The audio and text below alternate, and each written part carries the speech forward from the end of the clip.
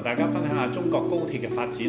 歷程同埋香港與高鐵嘅聯繫。首先，等我哋睇下高鐵係一個好驚人嘅發展。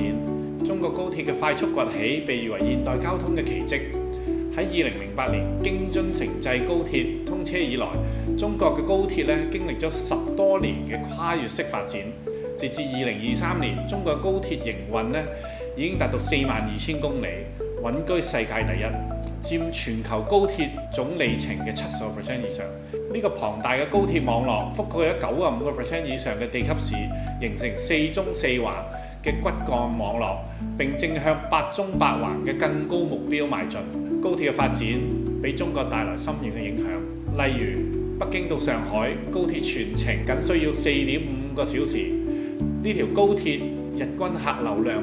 超過5萬人次，被譽為黃金線路。此外，高鐵嘅速度同埋便利性也改變咗好多人嘅出行方式。截至2023年，中國高鐵累計運送嘅旅客都超過150億人次，成為世界上最繁忙嘅高鐵網絡之一。2018年9月，深港高鐵正式通車，香港正式融入國家高鐵網絡。香港西九龍站成為呢個網絡嘅重要樞紐，連接內地44個城市，包括廣州、深圳、上海、北京嘅主要經濟中心。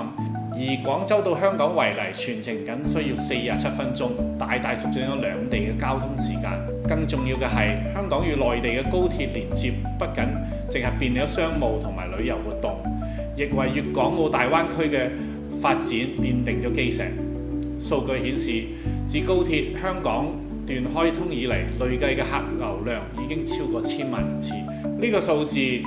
唔單止體現咗高鐵嘅效率，亦都反映咗內地與香港之間日益密切嘅經濟和文化聯繫。高鐵唔單止係一個交通工具，亦都係經濟發展嘅引擎。隨着高鐵網絡嘅不斷完善，香港進一步融入國家嘅經濟大局，並在粵港澳大灣區發展中扮演重要嘅角色。高鐵也為香港年輕人提供更多嘅機會，令到佢哋可以參與內地嘅創新同埋創業熱潮。